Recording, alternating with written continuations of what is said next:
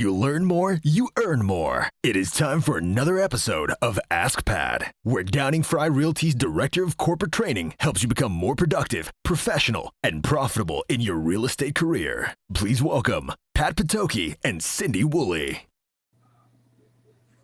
Hi, Pat. Good to Hi, see you Cindy. again. Great to see you as well. I think this January is just flying by like I don't know what flies super fast, like a jet plane, right? Like Right. everyone's got all the end of year stuff and then the beginning of year stuff smushed into 1 month. Yeah, I think that's true. And I think people are struggling every day just to, complete everything they're supposed to complete. Board dues are due. All the realtors have to pay the NABOR dues if you belong to NABOR or other boards. If you belong to other boards, you have to check all of that.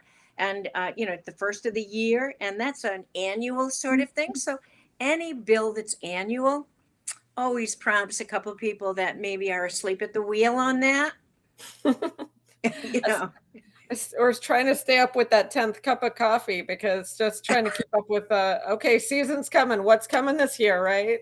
you bet 2022 promises to be exciting, but it's tiring. People are just tired. I think realtors are tired even now that it's just at the sort of the start of season. I think people are just tired. I just have reached the point between the stress of the pandemic, between the stress of trying to get everything managed. I think people are just tired. So when you're in that situation, the only thing that you can do is do one thing at a time and finish it and do it well. Precisely. I know today we're going to talk a little bit about fair housing, which is something that you put on an annual program too, because it's so important. Can you tell us a little bit about why there is the need for fair housing, that fair housing discussion, and what are some of the hot button issues that you're seeing? Sure. Thanks, Cindy. Fair housing is very near and dear to my heart, and I think it should be to the heart of every realtor. At my company, at Downing-Frye, we always annually have an update done by the Florida Human Rights Commission. That is the commission that receives complaints, so they're in the best position to tell us what is going on the ground. And that's really what we want to know. But fair housing really is something that is just a total 100% commitment for NAR and Florida Realtors and every board that belongs there too, so that we make sure that we do not discriminate in housing, sales or rentals, with any particular group. And there are 7 protected classes in the fair housing law from 1960s, as well as 2 additional ones for the Code of Ethics. But it's, in summary, we really don't want to discriminate and really limit any person's access to adequate housing, which is really just a basic need. And realtors are just the purveyors of dreams because they really do help people become part of the American dream and own housing or rent housing, whatever the situation might be.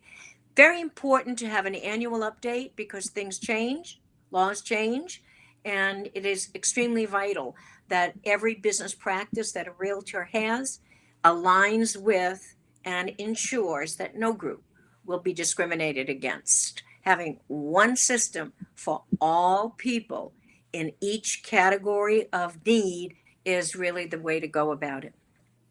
I can kind of see that people would think I don't discriminate and but take for granted some of the smaller actions that they take or just some misconceptions they might have could lead to a fair housing claim or a violation against them, right? I mean, Absolutely. Anyone may make a complaint about us, essentially. And I think what I worry most about, Cindy, is exactly what you said. It's called unintended bias. And NAR has a simulation called Fair Haven, and it sort of takes you through and asks you as an individual these questions that might might expose any unintended bias or unconscious bias that you might have. And each one of us is simply the product of our experiences. So we want to make sure the way we say something, what we say, it really doesn't discriminate against any particular group. So I think that's really, really important. And unintended bias is the Achilles heel of the realtor, Mm-hmm. because I don't believe any realtor gets up in the morning and says, well, let me go violate fair housing. They don't intend to do that. Yeah. But sometimes what they say, they're not conscious of what they say and the effect it might have on a particular group. For Mm-hmm. that reason, we encourage everyone to make sure that on all their marketing, including business cards, everything, they always include the little fair housing symbol, which is the equal sign and the little house, Mm-hmm. to give constructive notice, particularly to groups maybe that have experienced some type of discrimination, that I don't run my business Mm-hmm. in a discriminatory way. So that's kind of a constructive way of doing that. Taking yourself through sitting down and really looking at the mirror is very, very tough to say, gee, the way I said that, I can understand how someone from a particular protected class might find that offensive. And we did not intend that it would be that way. I think that's how we as realtors, for the most part, get caught in these dilemmas. Mm-hmm. Yeah. And generational norms change, so easily too. I've had a lot of older gentlemen call me little lady, Yeah. and like things like that, and I find it offensive, but I always correct them, tactfully. Not everyone would do that, but Well, I honestly think if we do not say something, and again, it has to be tactful, courteous, diplomatic. I was a high school principal in my former life, and we had a lot of this. Some remarks that older folks might make to a younger generation, different generation, might be considered offensive. They simply have to be told you can't talk that way anymore. Archie Bunker is off the air. We, you oh know, yeah, oh yeah. and I've said that, and I've been told by in a few of the younger generations, they don't know who that is, but at that time it may have been funny, etc. It's not funny any longer. Mhm. And I don't think the intent is bad. That's why I think we have to be very gingerly when we approach that with somebody, just to say, you know, we don't do that. We don't use that word any longer Mhm. because it really does bother some people. And we can carry that to the extreme, to the point that we can't use any word. I don't think we need to do that, but we need to really take stock on what do we say and how do we say that?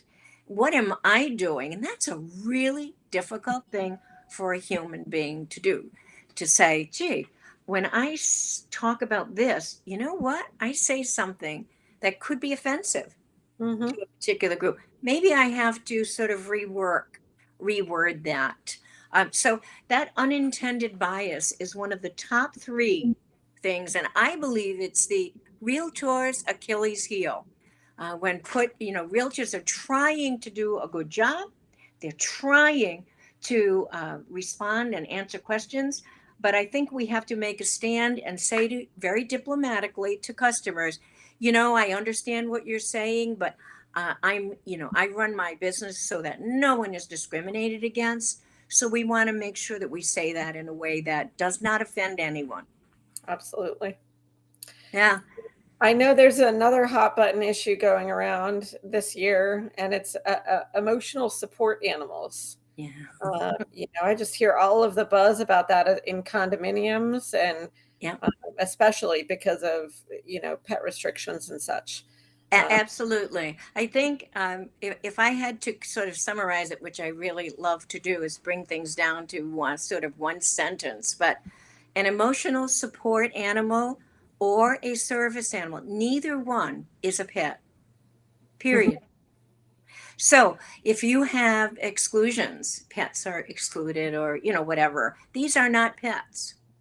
Now, we can sit and debate, a service animal is trained generally, generally wears a garment that indicates he or she usually is a dog or a mini horse. Generally, those are the service animals, Mhm. easy to spot. Emotional support animals are not trained. They do not necessarily wear a, sort of a banner of any sort. Could be any animal, not just a dog, let's say, or a mini horse. And so, what we can and can't say changed tremendously in Florida in 2020. And we need to know what we as realtors can and can't say. And if in fact any association has a law that prohibits something that is a federal law allows, the federal law prevails. We don't need to debate and argue with anyone, but they need to research. We have a lot of associations that have documents drafted at a different time. Mm. And as of July 2020, we had a real change in Florida, which Florida Realtors has been lobbying for a couple of years at least to help us with these emotional support animals so that we don't have someone abusing that. We Mhm. don't want anyone abusing that and saying, oh, well, this is my emotional support animal. Hint, hint, laugh, laugh, snort, snort. Um, you can't do that any longer. So at our brokerage, anyway, we are very insistent on trying to make sure that our folks know what they can do, what they can't do, and how to sort of handle those tricky situations. That's one of the hot button issues is basically the fact that these are not pets. So we have to treat them in a different category. They do not fit into the pet category. And I think that's a common issue for us in Collier County, particularly with, as you say, condos and other associations that are trying to do their best to ensure quiet enjoyment for their owners. Mhm. Absolutely. Yeah. Are there any other hot button issues out there? One hot button issue that I think is really important, and that is about criminal background checks. My brokerage, we do not allow our realtors or encourage them to do background checks. They might gather some data, but it all goes to the owner, landlord, who will make the decision. But with background checks, there has been a change in the federal law, which affects all of us, such that no association can have a hard line rule saying, for example, anyone with a felony conviction may not own or rent here. That Mhm. would be illegal. Um, Basically, the law requires that each association take into account what particular infraction that was Mhm. and when it occurred. If an infraction occurred 25 years ago, that might be one situation. If it occurred last year, another situation. If the infraction involved money laundering or whatever, might be one thing. If it involved something else, it might be another. And this grew out of tremendous lawsuits and people who were labeled and not allowed to enter particular associations. So, um, emotional support animals and service animals, unintended bias, and criminal complaints, I think, are the top three issues that we want to make sure we're clear about. Mhm. And I encourage every realtor just to call the person in your brokerage that handles that sort of thing. And we in our brokerage record the video so that all of our folks have access to and can watch the update that is annual on fair housing. It's that important. And please remember to put that constructive notice. Fair housing is really, really and truly important for us, for everyone. And we want to make sure all the realtors make sure that they have the very latest on it. Yeah, definitely. Yeah. You're always updating your training and having new courses. What else is going on this week? Well, we are going to talk, but we have a couple of times at our brokerage where we have reserved some time for people to call in and ask brokers some questions. We are basically we answer questions all day long, but we're going to do some contract work this week. We're also going to do some work on just this topic on fair housing with some of our folks this week. And we're going to really merge too. We brought on another instructor, so we have 7 instructors. We really think that we work really hard to try to make sure our folks have access to and know what is going on, whether it's rental rules in Collier County. That's a recent hot button issue for those people that deal with that.